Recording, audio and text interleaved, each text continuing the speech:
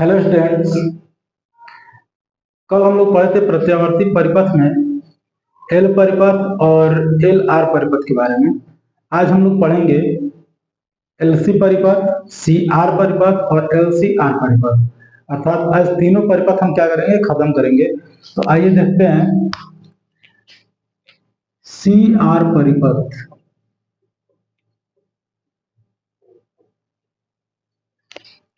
सी का मतलब आप लोग जानते हैं, सी का मतलब होता है क्या चीज, धारिता। आर का मतलब होता है क्या चीज, प्रतिरोध। चलिए फिगर समझेंगे। इसमें हम क्या करते हैं कि एक प्रतिरोध लेंगे और एक धारिता लेंगे और इन दोनों को क्या करना है, एक प्रत्यावर्ती स्रोत के द्वारा श्रेणी क्रम में जोड़ देना है। और जहां पे प्रत्यावर्ती स्रोत का जो वोल्टेज होता है वो होता है V is equal to V naught sine omega t. हम मान लेते हैं कि जो वैद्युत प्रतिरोध है इसको दिखाते हैं कैपिटल R से और धारिता जो है इसको दिखाते हैं हम लोग C से। प्रतिरोध के सिरों के बीच का विभवांतर VR तथा धारिता के सिरों के बीच का विभवांतर हम क्या मान लेते हैं, VC मान लेते हैं। तो आप लोग R परिपथ के बारे में पढ़ चुके हैं और C परिपथ के बारे में भी पढ़ाया जा चुका है। तो बस इन दोनों का हम ग्राफ बनाएंगे और दोनों ग्राफ को हम क्या करेंगे, जोड़ देंगे। तो देखते हैं पहले R परिपथ में। आर परिपथ में तो आप लोग पढ़े हो, आर परिपथ में क्या होता है कि प्रत्यावर्ती वोल्टेज और प्रत्यावर्ती धारा दोनों क्या होते हैं, समान कला में होते हैं। तो यहां पे हम लिखेंगे प्रत्यावर्ती वोल्टेज व प्रत्यावर्ती धारा दोनों समान कला में होते हैं। और इसका हम लोग ग्राफ भी पढ़े थे। ग्राफ इसका बना था क्या चीज, मान लीजिए प्रतिरोध का वोल्टेज ये है तो इसके पीछे पीछे क्या बताया गया था, धारा। और इसको हम मानेंगे क्या चीज, इक्वेशन फर्स्ट। अब निकालेंगे किसके में, किसमें, हम लोग सी परिपथ में। तो यहाँ पे लिखेंगे सी परिपथ में। सी परिपथ के बारे में भी आप लोग पढ़ चुके हैं कि इसमें क्या होता है कि प्रत्यावर्ती वोल्टेज जो होता है वो प्रत्यावर्ती धारा से π/2 कलांतर क्या होता है, पश्चगामी होता है। तो समझेंगे यहाँ पे लिखा जाए क्या चीज, प्रत्यावर्ती वोल्टेज प्रत्यावर्ती धारा से π/2 कलांतर पश्चगामी होता है। और इसका भी ग्राफ आप लोग पढ़ चुके हैं। जैसे मान लीजिए ये आपका धारा है और पश्चगामी को हम किधर दिखाते हैं, नीचे की तरफ। और बीच का जो कलांतर ये कितना होता है, π/2। इसको हम मानेंगे क्या चीज, इक्वेशन सेकेंड। अब क्या करते हैं कि इन दोनों ग्राफ को हम मिलाते हैं। तो यहां पे लिखेंगे समीकरण 1 व 2 से। तो यहाँ पे समझिए, धारा आपका इधर तो प्रतिरोध का वोल्टेज भी इधर है। और धारा जब आपका इधर है तो धारिता का जो वोल्टेज है वो क्या है, पश्चगामी अर्थात नीचे की तरफ है, ये हो गया VC। और इन दोनों के बीच का जो कलांतर है वो कितना है, π/2। अब यहाँ पे थोड़ा ध्यान देंगे, एक वोल्टेज इधर और एक वोल्टेज इधर। अब कल ही हम बताए थे कि जैसे दो बल्ब को हम क्या करते हैं, किसी कोण पर लगाते हैं तो उनका परिणामी निकालने का फार्मूला बताया गया था। उसी प्रकार यहाँ पे दो वोल्टेज है और दोनों के बीच क्या कुछ कोण बना हुआ है, तो इसका जब हम परिणामी निकालेंगे तो परिणामी होता कहाँ है, इनके बीच में, जैसा कि कल बताया गया था एल आर परिपथ में। तो यहाँ पे अब निकाला जाए क्या चीज, परिणामी वोल्टेज। तो जो परिणामी वोल्टेज होगा V is equal to root में, देखिए कौन कौन सा वोल्टेज है, VR है और VC है। तो इन दो वोल्टेज को हम लेंगे तो यहाँ पे हो जाएगा VR square plus VC square. अब यहाँ पे थोड़ा समझेंगे, ओम का नियम से v बराबर क्या होता है आई इंटू आर। तो यहाँ पे हो जाएगा आई आर का स्क्वायर और यहाँ पे हो जाएगा आई, और इसके लिए जो हम बताए थे प्रतिरोध वो क्या था, धारितीय प्रतिघात अर्थात एक्स सी, इसका स्क्वायर। अब यहाँ पे समझिए इसमें भी आई का स्क्वायर है और इसमें भी आई का स्क्वायर है, तो दोनों में से आई स्क्वायर हम क्या करेंगे, कॉमन ले लेंगे और रूट से बाहर निकालेंगे तो क्या हो जाएगा आई, और ये हो जाएगा क्या चीज, R square plus X C square. अब थोड़ा ध्यान दीजिएगा, इस आई को हम किधर लेकर के आएंगे, बराबर के इधर, तो ये गुणा में है तो क्या होगा, भाग के रूप में, तो ये हो जाएगा v बटा में I is equal to root में R square plus X C square. अब आप लोग पढ़े हो v बाई आई को क्या कहते हैं हम लोग, वैद्युत प्रतिरोध, जो किससे दिखाते हैं हम लोग, आर से, अर्थात ये यहाँ पे पूरा किसका काम कर रहा है, प्रतिरोध का काम कर रहा है, और ये जो प्रतिरोध है किसके कारण, तो आर व सी के कारण है, इसलिए इसे हम कहते हैं क्या चीज, प्रतिबाधा। क्या बोलेंगे, प्रतिबाधा। याद रखिएगा कि जब कंबाइंड पढ़ेंगे तो वहां पे जो प्रतिरोध होगा उसे हम बोलते हैं क्या चीज, प्रतिबाधा, और यदि एक एक परिपथ पढ़ेंगे हम लोग तो उसको बोलते हैं क्या चीज, प्रतिघात। जैसे हम लोग एल परिपथ में और सी परिपथ में पढ़े थे उसको हम लोग बोल रहे थे क्या चीज, प्रतिघात, और यहाँ पे जब कंबाइंड पढ़ेंगे तो वहां पे जो प्रतिरोध होता है उसको हम बोलते हैं क्या चीज, प्रतिबाधा। इसको याद रखिएगा। तो अब यहाँ पे लिखेंगे चूंकि v बाई आई परिपथ का कुल प्रतिरोध C व R के कारण है, इसलिए इसे परिपथ की प्रतिबाधा कहते हैं। और इसे दिखाते किससे हैं, तो Z से, इसे Z से प्रदर्शित करते हैं।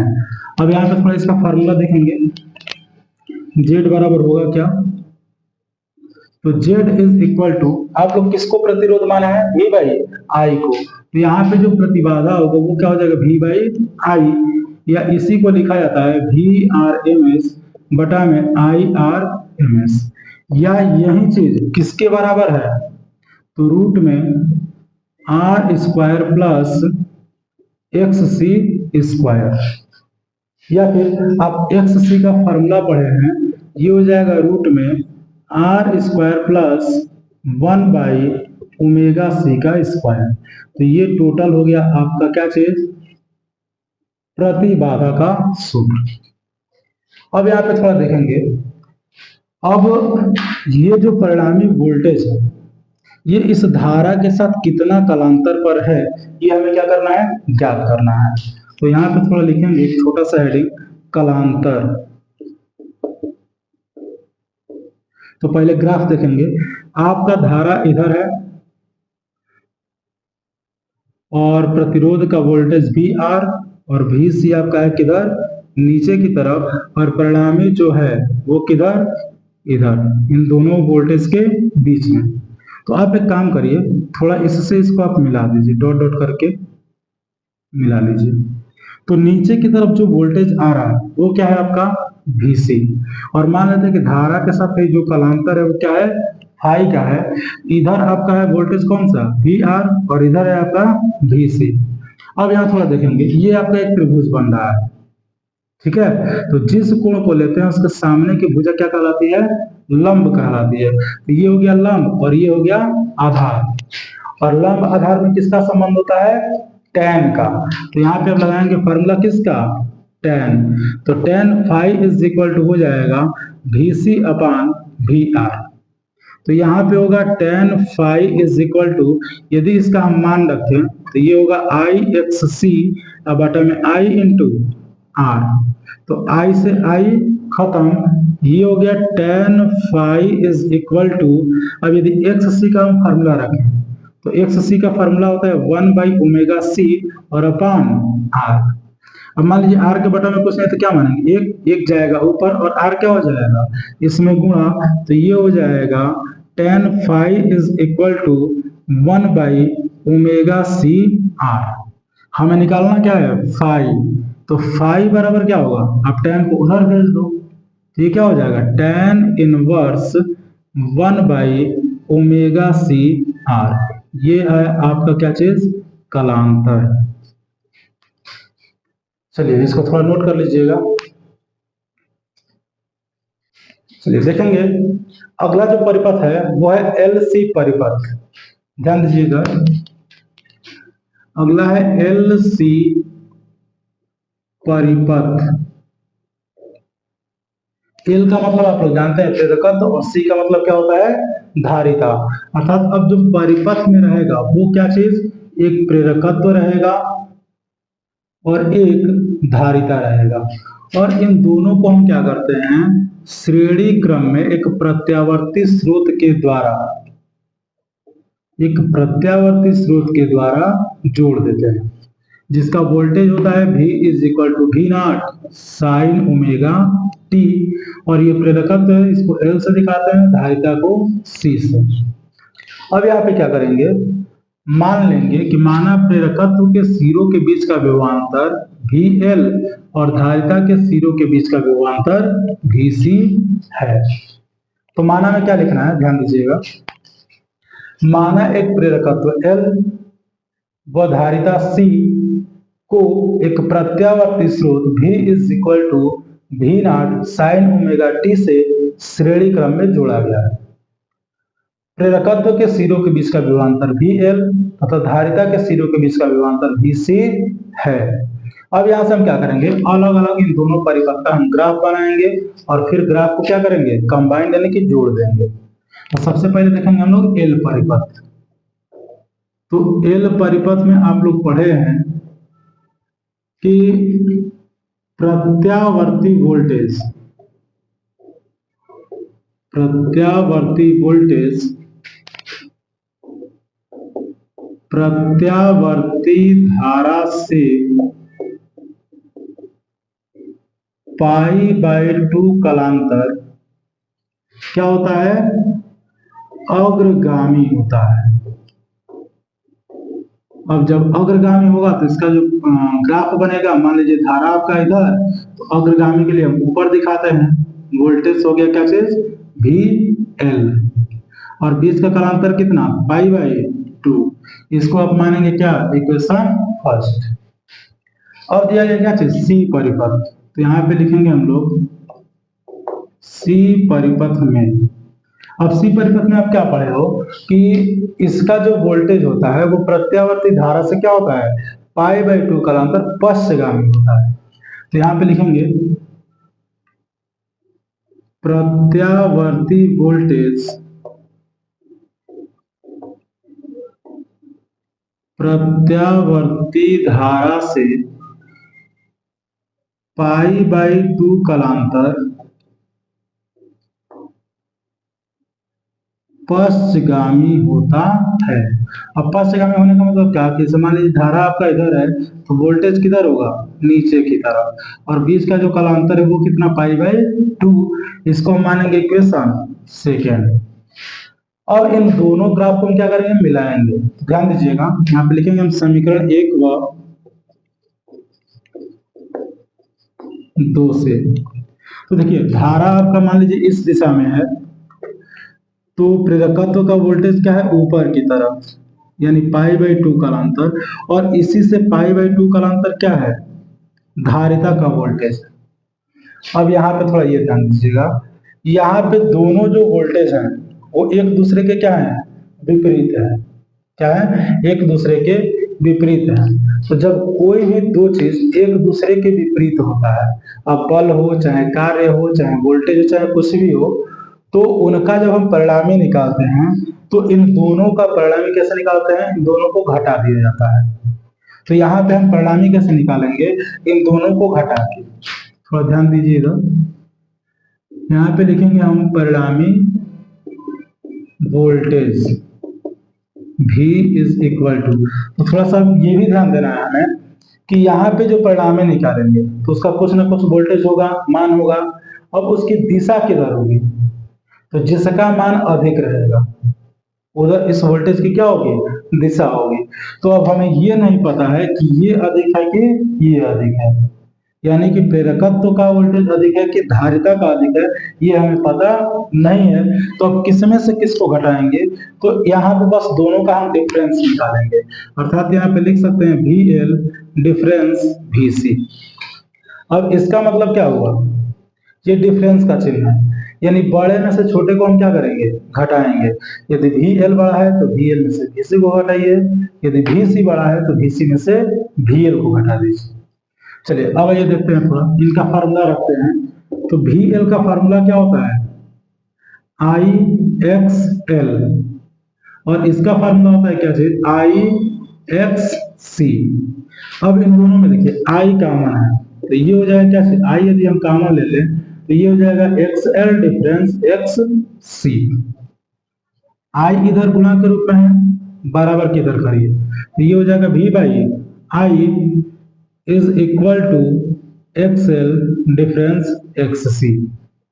अब यहाँ पे फिर वही चीज आया है, V बाई आई को क्या कहते हैं हम लोग, वैद्युत प्रतिरोध, और ये प्रतिरोध किसके कारण है, तो L व C के कारण है, इसलिए इसे हम परिपथ की प्रतिबाधा कहते हैं।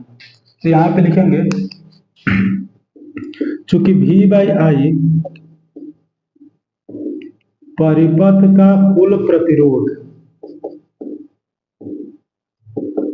L व C के कारण है, इसलिए इसे परिपथ की प्रतिबाधा, और प्रतिबाधा को दिखाते किससे हैं, Z से कहते हैं। अब चलिए थोड़ा Z का सब फार्मूला देख लेते हैं।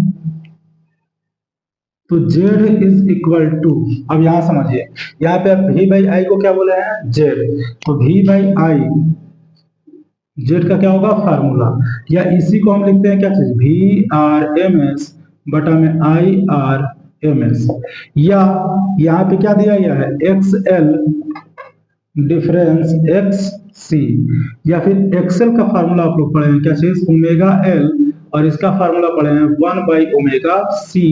तो ये है आपका कुल क्या चीज, परिपथ की प्रतिबाधा, ये Z का फार्मूला। चलिए नोट कर लीजिएगा।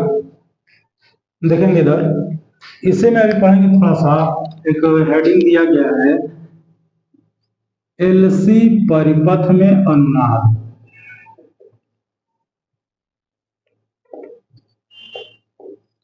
LC परिपथ में अनुनाद, ये देखा है, पूछा है कि अनुनाद का मतलब क्या होता है, तो सीधा सीधा आप कहेंगे कंपन। अनुनाद का मतलब क्या होता है, कंपन। जैसे मान लीजिए तार को हम इसे खींचे और बीच से पकड़ करके इसको हम ऐसे खींच करके छोड़ दें, तो ये क्या होगा, कंपन होगा। इसी को हम क्या बोलते हैं, अनुनाद कहते हैं।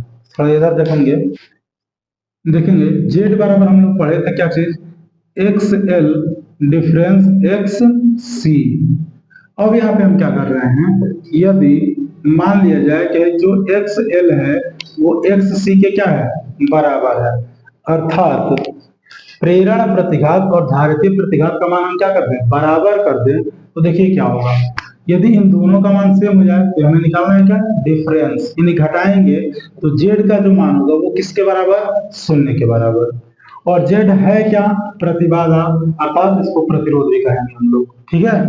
तो इधर ध्यान दीजिए, यहाँ पे यदि हम ओम का नियम लगा दें, ओम के नियम से, तो ओम का नियम क्या होता है, I is equal to V by R, और यहाँ पे जो प्रतिरोध है किसके बराबर, 0 के बराबर। तो I का जो मान होगा वो कितना हो गया, इन्फिनिटी, यानी कि अनंत हो गया, ठीक है। तो थोड़ा सा इधर ध्यान देंगे, जब प्रेरण प्रतिघात व धारितीय प्रतिघात का मान आपस में बराबर हो तो प्रतिबाधा कितना, 0, व धारा क्या हो जाती है, अनंत हो जाती है, और इसी स्थिति को हम कहते हैं क्या चीज, LC परिपथ में अनुनाद, या इसी को कहते हैं अनुनाद की स्थिति। एक बार और थोड़ा सा ध्यान देंगे, जब प्रेरण प्रतिघात व धारितीय प्रतिघात आपस में क्या हो, समान हो, तो प्रतिबाधा का मान क्या चाहिए, शून्य, व धारा का मान क्या होता है, अनंत हो जाता है। और इस स्थिति को हम कहते हैं क्या चीज, अनुनाद की स्थिति। ठीक है, तो यहाँ पे चलिए हम लिख भी देते हैं। अतः प्रेरण प्रतिघात व धारितीय प्रतिघात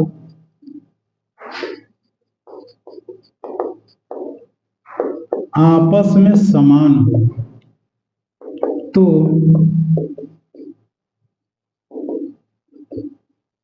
परिपथ की प्रतिबाधा शून्य व धारा अनंत हो जाती है।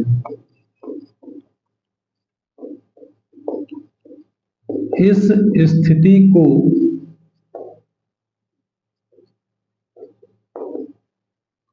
अनुनाद की स्थिति कहते हैं। ठीक है, नोट कर लीजिएगा। चलिए ध्यान देंगे, अगला जो हेडिंग है वो है अनुनादी आवृत्ति। समझेंगे अनुनादी आवृत्ति क्या होता है। अनुनादी आवृत्ति समझेंगे इसके बारे में। अभी हम आपको अनुनाद बताएं। अनुनाद का मतलब क्या होता है, प्रकार का कंपन। तो जब कोई चीज कंपन होता है तो उसकी जो उच्च आवृत्ति होती है, आवृत्ति मतलब क्या, चक्करों की संख्या, तो उसकी जो उच्च आवृत्ति होती है उसे हम कहते हैं क्या चीज, अनुनादी आवृत्ति। मतलब समझेंगे, हई मान लीजिए कोई प्रत्यावर्ती धारा या प्रत्यावर्ती क्या है, वोल्टेज है। ठीक है, तो इसमें जो उच्च आवृत्ति के कंपन होते हैं, ठीक है, तो उसे हम क्या बोलते हैं, अनुनादी आवृत्ति। और इसको दिखाते किससे हम लोग, F0 से। ठीक है, तो क्या लिखेंगे परिभाषा, अनुनाद की स्थिति में, अनुनाद की स्थिति में जिस उच्च आवृत्ति के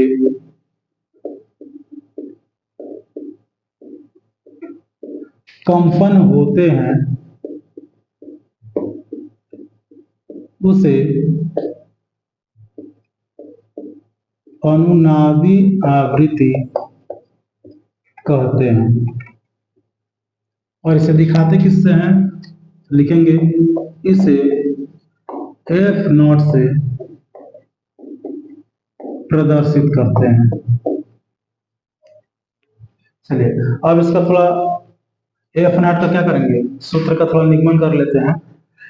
यहाँ पे लिख लीजिए गणना या सूत्र का निगमन। देखिए कुल मिला के हमें किसका मान निकालना, F0 का। और यहाँ पे आप लिखे हो अनुनाद की स्थिति। अनुनाद की स्थिति कब होता है, जब प्रेरण प्रतिघात व धारितीय प्रतिघात आपस में क्या होते हैं, बराबर होते हैं। तो समझेंगे, इसका फार्मूला क्या होता है, ओमेगा इंटू एल, और इसका होता है ओमेगा इंटू सी। अब एक काम करिए, ओमेगा को एक साइड में कर लीजिए, तो ये हो जाएगा ओमेगा स्क्वायर, और एल इधर आएगा तो कहाँ आ जाएगा, नीचे की तरफ। स्क्वायर हटाएंगे तो ये क्या होगा, रूट में, और एक का वर्गमूल एक ही होता है, और ये क्या हो जाएगा, रूट में एल सी। अब यहाँ पे थोड़ा ध्यान देंगे, ओमेगा का फॉर्मूला पड़े 2πf, लेकिन यहाँ पे क्या है, हमें उच्च आवृत्ति के कंपन लेने हैं, अर्थात अनुनादी आवृत्ति क्या होगा, F0। तो यहाँ पे ओमेगा के जगह पे रखेंगे हम लोग क्या चीज, 2πf0 इज इक्वल टू 1/रूट में LC। अब F0 का मान चाहिए, 2π को आप उधर भेजोगे तो गुणा में तो कहाँ जाएगा, भाग के रूप में। तो ये हो जाएगा F0 is equal to 1/2π root में LC, और यही क्या है, अनुनादी आवृत्ति है। नोट कर लीजिएगा इसको भी।